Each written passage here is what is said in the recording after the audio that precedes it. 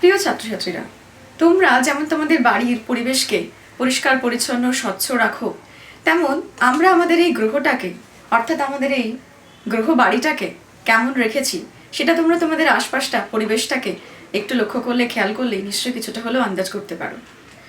আমাদের পরিবেশে, বিশেষ করে বাতাসে এত বেশি দূষিত ধোঁয়া, ধূলিকণা, জৈব পদার্থ, কার্বন কণার সাথে সাথে অনেকগুলো বিষাক্ত গ্যাস, যেমন carbon dioxide, carbon monoxide, sulphur dioxide, nitrogen oxide, এই সমস্ত গ্যাস এবং অনেক রাসায়নিক বিষাক্ত পদার্থ, সেগুলো মিশিয়ে বাতাসকে এমনভাবে দূষিত করেছি যে এখন বর্তমান পৃথিবীতে অর্ধেকের বেশি বড় বড় শহরগুলোই কিন্তু বাতাসের দূষণ মাত্রা সহ্য ক্ষমতারও অনেক বেশি। তো আমাদের আজকে আলোচ্য বিষয় হবে বায়ু দূষণ এবং শব্দ দূষণ। এটা তোমাদের ষষ্ঠ শ্রেণীর অষ্টম এবং নবম অধ্যায়। জানো কি, বায়ু দূষণের ফলে সারা পৃথিবীতে প্রতি বছর প্রায় 70 লক্ষ মানুষের অকাল মৃত্যু ঘটে, যার প্রায় 6 লক্ষই 15 বছরের কম বয়সী শিশু কিশোর। অনেক ধরনের বায়ু দূষণের মধ্যে সবচেয়ে ক্ষতিকর হলো বাতাসে ভাসমান আণুবীক্ষণিক কণাগুলো। এগুলো চাষের জমি, শিল্প কারখানা, জ্বালানি পোড়ানো এবং যানবাহন থেকে আসে। গাড়িতে ব্যবহৃত ডিজেলের দহনের ফলে যে অতিসূক্ষ্ম কার্বন সালফার কণা সৃষ্টি হয়, তা আমাদের প্রশ্বাসের সঙ্গে ফুসফুসে গিয়ে রক্তস্রোতে মিশে যায়। বায়ুমণ্ডলের নিচের স্তরে থাকা ওজোন গ্যাস, এটাও মারাত্মক ক্ষতিকারক। যানবাহনের ধোঁয়া ও কলকারখানার চিমনি থেকে বেরোনো নাইট্রোজেন অক্সাইডের সঙ্গে সূর্যের আলোর বিক্রিয়ায় এটা সৃষ্টি হয়, যা উদ্ভিদের জন্য ক্ষতির সাথে সাথে মানুষের শ্বাসকষ্ট, অ্যাজমা এগুলো ঘটায়। নাইট্রোজেন অক্সাইড যানবাহন, কলকারখানা, বিদ্যুৎ কেন্দ্র এসব থেকে বাতাসে যুক্ত হয়। বাতাসে জলীয় বাষ্পের সাথে যুক্ত হয়ে ব্রঙ্কাইটিস ও অন্যান্য শ্বাসজনিত অসুখের কারণ ঘটায়। এছাড়াও sulphur dioxide, ammonia, benzene, lead, ক্যাডমিয়ামও ফুসফুস, চোখ, পাকস্থলী ও আমাদের স্নায়ুতন্ত্রের সমূহ ক্ষতি করে। জলীয় বাষ্প, কার্বন ডাইঅক্সাইড, মিথেনের মতো গ্রিনহাউস গ্যাসগুলো কিন্তু আমাদের প্রয়োজনীয়, কারণ এগুলোই পৃথিবীর বায়ুমণ্ডলকে নির্দিষ্ট মাত্রায় উত্তপ্ত রেখে পৃথিবীকে হিমশীতল হওয়া থেকে বাঁচিয়েছে, প্রাণের অস্তিত্ব সম্ভব করেছে। কিন্তু আমরা অনিয়ন্ত্রিত মাত্রায় ক্রমাগত এই গ্যাসগুলি যোগ করে চলেছি বায়ুমণ্ডলে, যার ফল সারা পৃথিবীতে ক্রমাগত উষ্ণতা বৃদ্ধি এমন জায়গায় পৌঁছচ্ছে যেটা যথেষ্ট আশঙ্কার। আমরা এটা বোঝার জন্য একটা সহজ ল্যাবরেটরি পরীক্ষা করে দেখতে পারি। দুটো একই মাপের বোতল, তাতে দুটো থার্মোমিটার রেখে একটা কার্বন ডাইঅক্সাইডের পাইপ যুক্ত করে উপর থেকে তাপ দেওয়া হলে কয়েক মিনিট পরেই দেখা যাবে কার্বন ডাইঅক্সাইডের বোতলটির তাপমাত্রা দ্রুত বাড়ছে।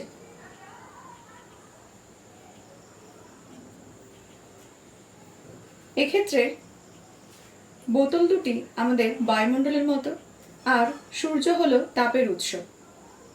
ঠিক এরকমটাই ঘটছে আমাদের বায়ুমণ্ডলেও।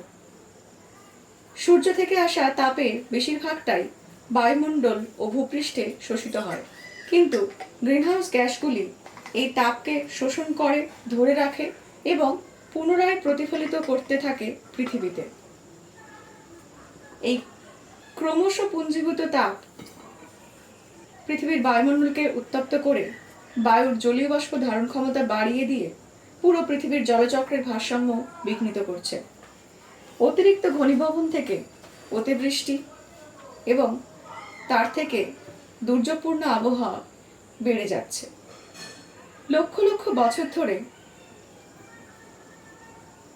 বায়ুমণ্ডলে কার্বন ডাইঅক্সাইডের পরিমাণ নিজ ভারসাম্যে নিয়ন্ত্রিত হয়ে এসেছে, কিন্তু অষ্টাদশ শতাব্দীতে শিল্প বিপ্লবের সময় মানুষ প্রচুর পরিমাণে কয়লা, খনিজ তেল পোড়াতে শুরু করে। বর্তমানে আমরা পৃথিবীর 700 কোটি মানুষও কিন্তু জ্বালানির প্রয়োজনে 85% এই কার্বন জ্বালানির ব্যবহার করে চলেছি, যার পরিমাণ প্রায় 3500 কোটি টন কার্বন ডাইঅক্সাইড প্রতি বছর যুক্ত হচ্ছে বায়ুমণ্ডলে, যার 55% শোষিত হচ্ছে পৃথিবীর জল, মাটি, বাতাসে। এই কার্বন ডাইঅক্সাইডের অর্ধেক আসে কলকারখানা এবং 1/3 আসে যানবাহন থেকে।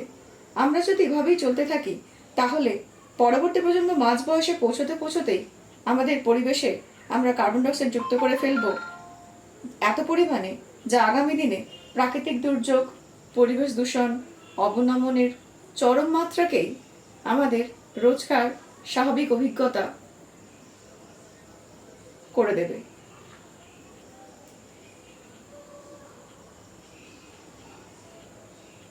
বাতাসে মিশে থাকা carbon dioxide, nitrogen oxide, sulphur dioxide এইগুলো বায়ুমণ্ডলে জলীয় বাষ্পের সঙ্গে এবং অক্সিজেনের সঙ্গে বিক্রিয়া করে অ্যাসিড তৈরি করে।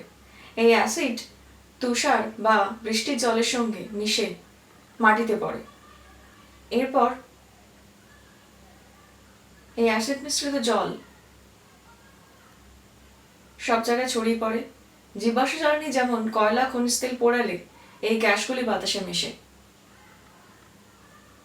মাটিতে পড়ার পর এই জল ক্রমশ মাটির তলাতেও ছড়িয়ে পড়ে। সমস্ত জলস্তরকে দূষিত করে উদ্ভিদ সহ অন্যান্য জলজ প্রাণীরও মৃত্যুরও কারণ হতে পারে। পরবর্তীতে নির্ভরশীল অন্যান্য প্রাণীদেরও আক্রান্ত করে। পুরো জীবজগৎটাই একরকম ক্ষতিগ্রস্ত হয়। অ্যাসিড বৃষ্টি গাছের পাতার ক্লোরোফিল নষ্ট করে বহু বনভূমি ধ্বংস করে দেয়, মাটির উর্বরতা শক্তি একেবারে নষ্ট করে দেয়। আমরা জীবাশ্ম জ্বালানির ব্যবহার কমিয়ে সূর্যের আলো, বায়ু শক্তির মতো অফুরন্ত দূষণহীন শক্তি ব্যবহার করে এই অ্যাসিড বৃষ্টির সৃষ্টিকারী গ্যাসগুলো বাতাসে কমাতে পারি। বায়ু দূষণের একাধিক প্রাকৃতিক উৎস যেমন অগ্নুৎপাত, দাবানল, অ্যালার্জেন, পরাগ ইত্যাদি থাকলেও বেশিরভাগ বায়ু দূষণের কারণ কিন্তু আমাদের কার্যকলাপ। জীবাশ্ম জ্বালানি পোড়ানোর ফলে যে গ্রিনহাউস গ্যাসগুলো বায়ুমণ্ডলে যুক্ত হয়, যেমন carbon dioxide, methane, nitrogen oxide, এগুলো সূর্যের তাপকে বায়ুমণ্ডলে ধরে রেখে পৃথিবীর উষ্ণতা বাড়িয়ে দেয়। আর এই ক্রমশ উষ্ণতা বাড়তে ক্রমাগত পৃথিবীর বায়ুমণ্ডলের তাপমাত্রা বাড়তে থাকে। এই বিশ্ব উষ্ণায়নের প্রক্রিয়া কিন্তু আসলে একটা চক্রের মতো কাজ করে ক্রমান্বয়ে। অর্থাৎ বায়ু দূষণ জলবায়ু পরিবর্তনের কারণ তৈরি করে, আবার জলবায়ু পরিবর্তনের ফলে বায়ুমণ্ডলের তাপমাত্রা আরো বাড়ে। তার ফলে বায়ু দূষণের তীব্রতাও বাড়তে থাকে। বায়ু দূষণের সাথে জড়িত সবচেয়ে প্রধান সমস্যা হলো ধোঁয়াশা। অতিরিক্ত উষ্ণতা, উচ্চ তাপমাত্রায় ইউভি রশ্মির কারণে, আবার অতিরিক্ত ঝড় বৃষ্টি, দুর্যোগপূর্ণ আবহাওয়াতেও অ্যালার্জেন বাড়ে।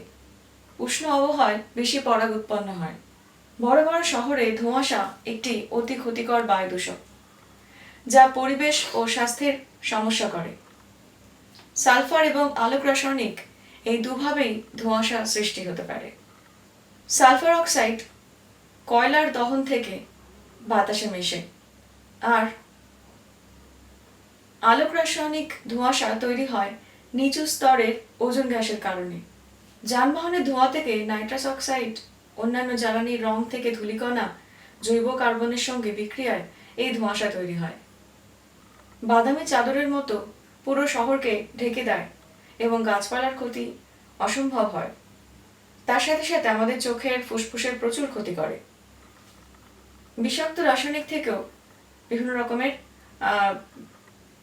যেমন লেড, এই সমস্ত থেকেও তীব্র শ্বাসকষ্ট হয়, এমনকি ক্যান্সার এবং স্নায়ুতন্ত্রের ক্ষতিও হয়। আমাদের গ্রহের জন্য বায়ু দূষণ একটা মারাত্মক সংকট তৈরি করলেও আমরাই পারি একে নিয়ন্ত্রণ করতে। জীবাশ্ম জ্বালানির ব্যবহার যতটা সম্ভব কমাতে হবে এবং এটা সর্বত্র, যানবাহন, কলকারখানা, বিদ্যুৎ ক্ষেত্রে সর্বত্র যদি আমরা অপ্রচলিত শক্তির ব্যবহার ক্রমশ বাড়াতে পারি এবং বায়ু দূষণ কমাতে পারলে আমাদের চারপাশের পরিবেশের সাথে সাথে নিরাপদ হবে আমাদের এই গোটা পৃথিবী এবং বিশ্ব উষ্ণায়ন নিয়ন্ত্রিত হবে। আচ্ছা, এবার দেখে নাও যে বড় বড় শহরগুলোতে বায়ু দূষণের ফলে যে সবচেয়ে বড় যে সমস্যাটা তৈরি হয় স্বাস্থ্য সংক্রান্ত, সেটা হলো ধোঁয়াশা। অর্থাৎ কুয়াশা এবং বাতাসের ধূলিকণা মিশে যোগ হয়ে একেবারে ভয়ঙ্কর, মানে নিঃশ্বাস নেওয়া যায় না এরকম অসুবিধা তৈরি করে। সেটাকে একটা তোমরা অবশ্যই বড়দেরকে সামনে রেখে বা তাদের সাহায্য নিয়ে এক্সপেরিমেন্টটা করে নিজেরা করতে যাবে না। দেখো এর জন্য লাগবে যে একটা কোনো কাচের বড় পাত্র নেবে, তাতে অল্প জল দিয়ে দেবে, হালকা জল ছিটিয়ে ফেলে দেবে।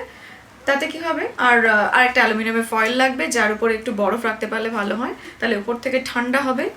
আর এরপরে একটা কোনো টিস্যু পেপারকে বা কাগজকে এইভাবে পাকিয়ে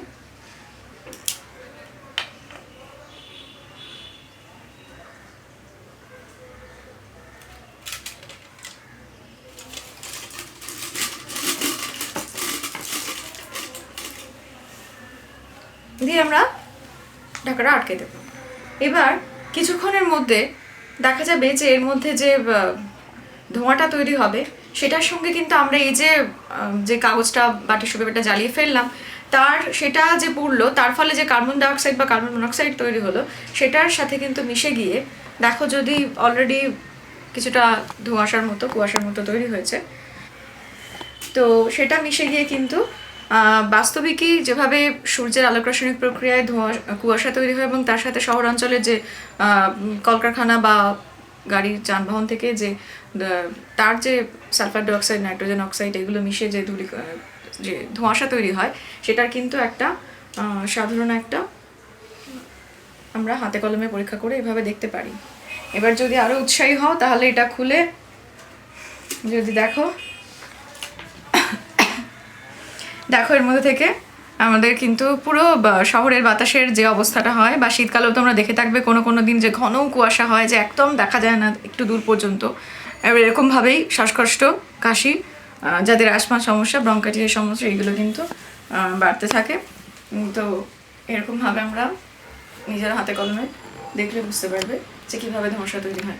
আরেকটা জিনিস করতে পারো যে আমরা আমাদের নিঃশ্বাসের সঙ্গে যে কত পরিমাণ বাতাসে যে ধূলিকণা রয়েছে সেটা আমাদের আশপাশে কিভাবে কতটা পরিমাণে রয়েছে সেটার একটা তোমরা এরকম কোনো থার্মোকলের প্লেটে বা কোনো প্লাস্টিকের প্লেটে যেটাই পাবে হাতের কাছে, তাতে কোনো অল্প সামান্য তেল বা কোনো পেট্রোলিয়াম জেলি এগুলো লাগিয়ে যদি এই জিনিসটাকে বাইরে কোথাও রেখে দিতে, বা সবচেয়ে ভালো যদি টাঙিয়ে দিতে পারো, ঝুলিয়ে রাখতে পারো, তাহলে দেখবে 2-4 দিনের মধ্যেই বা 1 সপ্তাহের মধ্যেই এতে এরকম হালকা হালকা হালকা হালকা ছোট ছোট এরকম কণা জমেছে।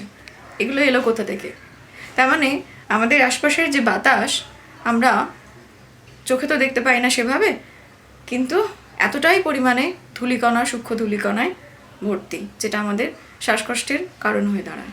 দেখো এই আমাদের ইন্ডিয়া গেট 2019 সালের একটা ছবি, পাশাপাশি দেখো 2020-তে লকডাউনের সময়কার বা পরবর্তীর একটা ছবি। তফাৎটা বুঝতে পারছো? আমাদের আরেকটা অন্যতম প্রধান দূষিত যমুনা নদীর ছবি দেখলে সারা পৃথিবীর সর্বাধিক দূষিত 10টা শহরের মধ্যে 6টাই ভারতে অবস্থিত, আর দিল্লি সারা পৃথিবীতে অন্যতম প্রধান দূষিত শহর। দূষণ মাত্রা এমন জায়গায় পৌঁছয় যে ভারতে শুধুমাত্র এই বায়ু দূষণের কারণেই প্রায় 12 লক্ষের বেশি মানুষের মৃত্যু হয় প্রতি বছর। আর বর্তমানে আরও একটা আরেকটা সংকট আমরা মধ্যে দিয়ে যাচ্ছি, এই কোভিড-19। এর ফলে দেখো এই যমুনা নদীকে প্রথম আমরা এতটা নীল রঙের দেখতে পেলাম। এখানে উপগ্রহ চিত্রে পরপর 2019 থেকে 20 পর্যন্ত বিভিন্ন সালের ভারতের বায়ু দূষণের অবস্থাগুলো দেখানো হয়েছে পাশাপাশি। তাতে 2020 সালে লকডাউনের পরবর্তীতে বাতাস কিন্তু সর্বাধিক, অর্থাৎ বিগত 20 বছরে যতটা দূষণের মাত্রা ছিল তার সবচেয়ে কম দেখা গেছে। এবং গঙ্গা নদীরও এই সময় সবচেয়ে এতটাই পরিষ্কার জল, এতটাই স্বচ্ছ এবং বিশুদ্ধ যে সেটা পানযোগ্য হয়ে উঠেছে।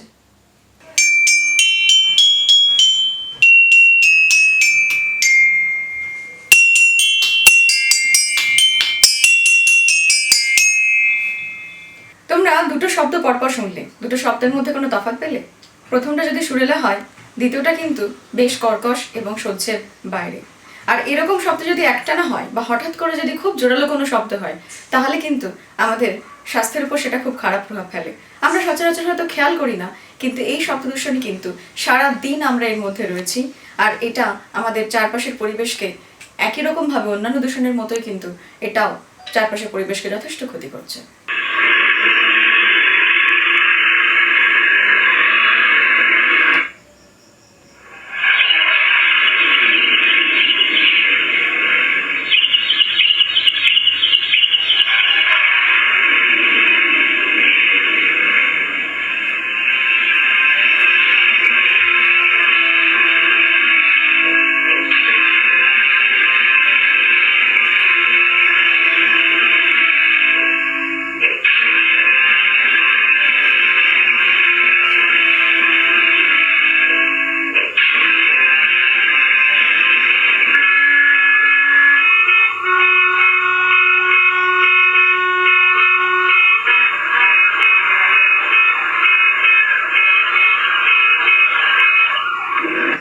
শব্দ দূষণ সচরাচর তেমন গুরুতর বলে ভাবা হয় না।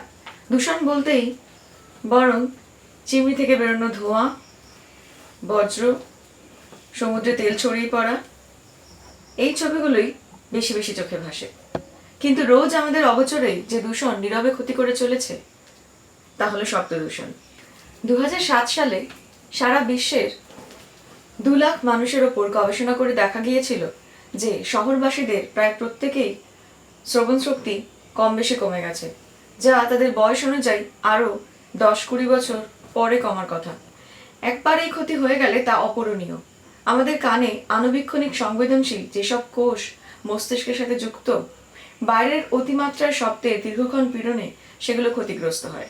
এই ক্ষতি বহু বছর ধরে নীরবে চলতে থাকলে একটা সময়ের পর তা যথেষ্ট সমস্যার সৃষ্টি করতে পারে। বিভিন্ন স্বাস্থ্য সংক্রান্ত সমস্যা ছাড়াও WHO মতে শব্দ দূষণ আপাত গুরুত্বহীন মনে হলেও তা একাধিক দীর্ঘ ও স্বল্পমেয়াদী স্বাস্থ্য সমস্যা ও সংকট তৈরি করে। শব্দ দূষণ আমাদের মনোযোগ এবং কাজ করার ক্ষমতার উপর কেমন প্রভাব ফেলে? 1974 সালে এই সংক্রান্ত একটি বিখ্যাত সমীক্ষা করা হয় নিউ ইয়র্কের একটি স্কুলে। এই স্কুলটির পূর্ব দিকে একটি মেট্রো রেলের ওভারব্রিজ যাওয়ায় প্রতি 4 মিনিট অন্তর 30 সেকেন্ডের জন্য একটি করে ট্রেন যেত, আর তার শব্দমাত্রা প্রায় 90 ডেসিবেলে পৌঁছে যেত। শিক্ষকদের এই সময় চিৎকার করে পড়াতে হতো। দুদল গবেষক স্কুলটির পূর্ব দিকে এবং পশ্চিম দিকের ক্লাসরুমের ছাত্রদের প্রাত্যহিক মনোযোগ ও পরীক্ষার ফলাফলে তুলনামূলক সমীক্ষা করেন এবং দেখা যায় যে পূর্ব দিকের ক্লাসরুমের ছাত্ররা পড়াশোনায় ও মনোযোগে প্রায় 4 মাস পিছিয়ে আছে। পরবর্তী সমীক্ষায় আরও প্রমাণিত হয় যে যেসব শিশু অতিরিক্ত কোলাহলের মধ্যে বসবাস করে তাদের রক্তচাপ ও স্ট্রেস হরমোনের মাত্রা অনেক বেশি থাকে। আমাদের চারদিকে সবসময় শব্দ হয়েই চলেছে, সকালের অ্যালার্ম থেকে শুরু করে প্রিয় পোষ্যের ডাকাডাকি। কিন্তু এইসব শব্দ কখনো কখনো সহ্য মাত্রা অতিক্রম করে ক্ষতির কারণ হয়ে দাঁড়ায়। অতি উচ্চ মাত্রায় বা দীর্ঘক্ষণ ধরে অনবরত বিরক্তিকর শব্দ হতে থাকলে তা শব্দ দূষণের সৃষ্টি করে। বেশিক্ষণ ধরে ড্রাম বাজানো বা শব্দবাজি ফাটানোর শব্দ এরকমই উদাহরণ। শব্দের তীব্রতা মাপা হয় ডেসিবেল এককে, যা ডিবি দিয়ে চিহ্নিত করা হয়। সাধারণত 65 ডেসিবেলের বেশি জোরে শব্দে মানুষ ও অন্যান্য প্রাণীর শারীরিক ও মানসিক অসুবিধা হয়। এবার শব্দ দূষণের উৎসগুলো দেখে নাও। যানবাহন, এরোপ্লেন, রাস্তার গাড়ি, বাস, লরির অনবরত উচ্চমাত্রায় হর্ন বাজানো ছাড়াও আমাদের বাড়ির ভেতরেও কতগুলো পরিচিত শব্দ দূষণের উৎস আছে, যেমন mixer grinder, vacuum cleaner, washing machine. Music সিস্টেমের একটানা কর্কশ শব্দ যথেষ্ট ক্ষতিকর। বিভিন্ন সামাজিক ও ধর্মীয় উৎসব অনুষ্ঠানেও উচ্চস্বরে মাইক, সাউন্ড বক্স বাজানো, বিভিন্ন শিল্প কারখানায় যন্ত্রপাতি এবং নির্মাণ কাজের জায়গায় অতি চড়া মাত্রায় শব্দ দূষণ ঘটে থাকে। বিভিন্ন প্রাকৃতিক ঘটনা যেমন বজ্রপাত, ভূমিকম্প, ঝড়ঝঞ্ঝা, অগ্ন্যুৎপাতও শব্দ দূষণ ঘটায়।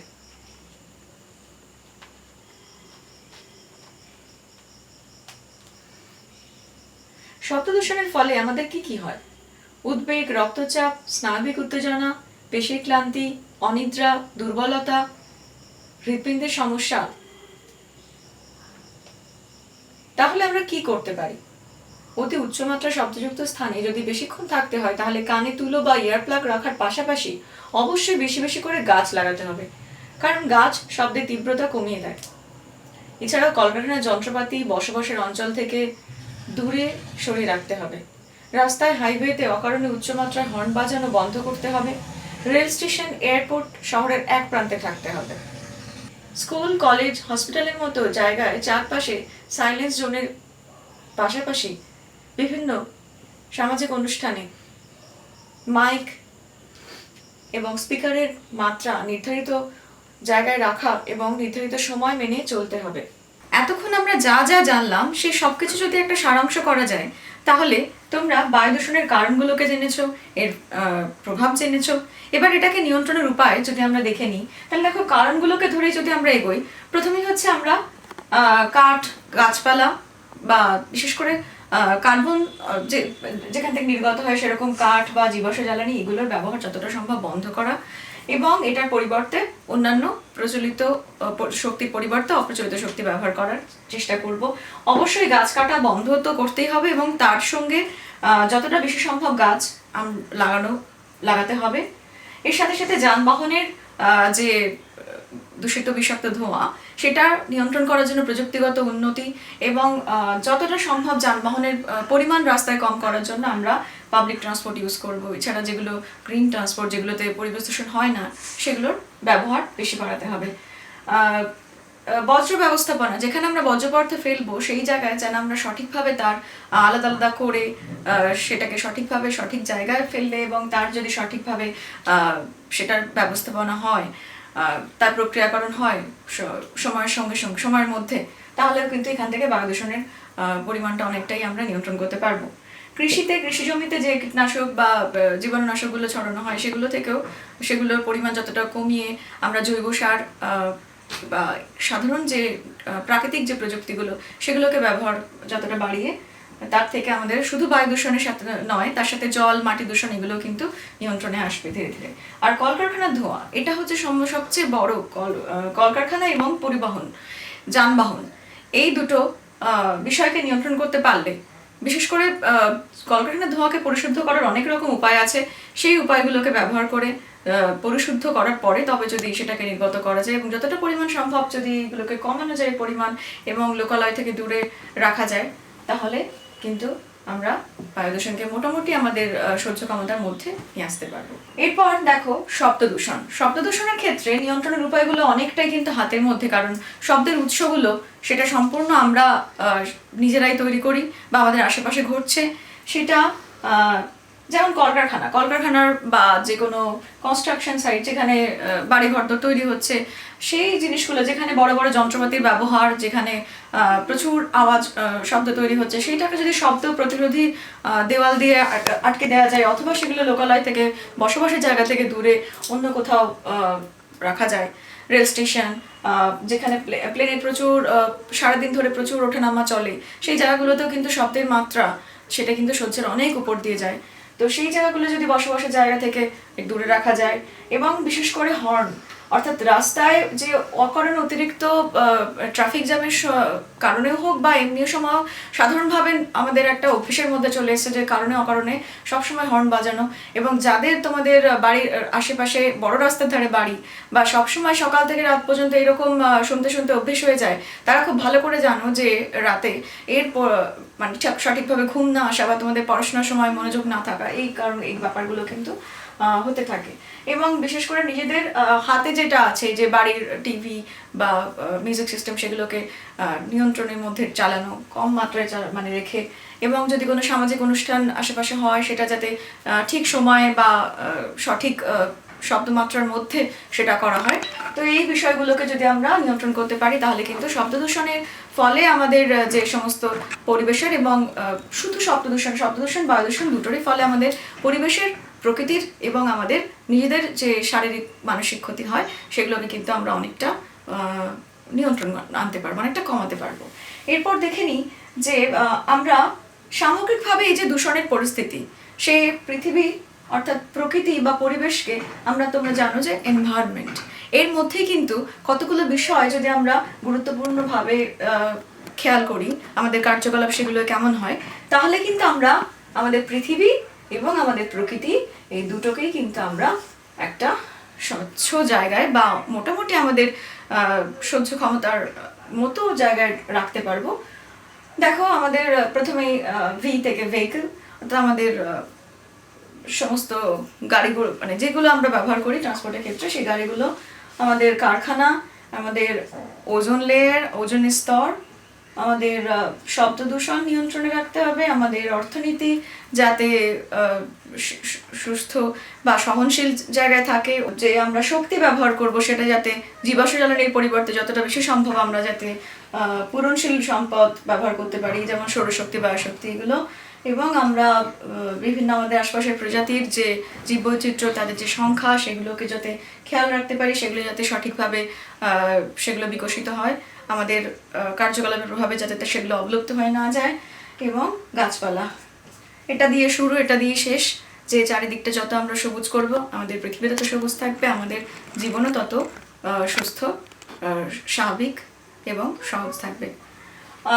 এত কিছুর পর তোমাদের যে কাজটা হবে সেটা হচ্ছে যে তোমরা তোমাদের বাড়ি এবং স্কুলে এই পরিবেশে তোমরা নিজেরা নিজেদের মতো করে ভাববে যে তোমাদের কোন কার্যকলাপ কিভাবে নিয়ন্ত্রিত হলে বা কোনো কিছু বন্ধ করলে বা নতুন কিছু করলে সেটা তোমাদের বাড়ি এবং তোমাদের কাছাকাছি পরিবেশটুকু, যেটুকু তোমাদের আয়ত্তে বা নিয়ন্ত্রণে রয়েছে, সেটুকুতে তোমরা শব্দ দূষণ বা বায়ু দূষণকে অন্তত কিছুটা হলেও কমাতে পারবে। এটা তোমরা একটা পয়েন্ট করে করে পরপর লিখবে খাতায়।